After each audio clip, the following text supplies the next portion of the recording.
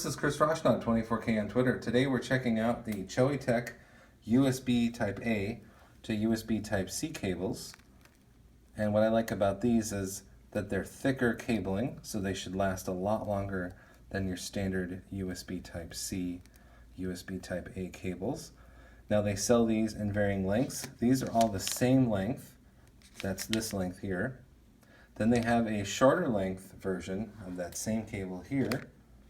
And then they have a much longer length of that cable there. So you can buy these individually or together as a kit. And they have these available on Amazon, so I found these there. These are higher quality cables, and they also sell desktop chargers, which this would be perfect for. So that's why we have so many of them to use with a desktop charger, where you can charge up to 6 devices at once.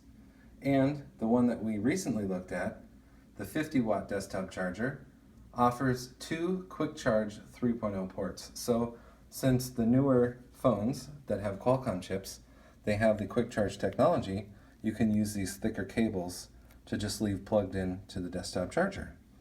So we like that there's varying lengths, and they all have the same thickness of cabling and quality as well. I've used Choetech products for the last 2.5 years, and I do like the quality of their batteries and cables.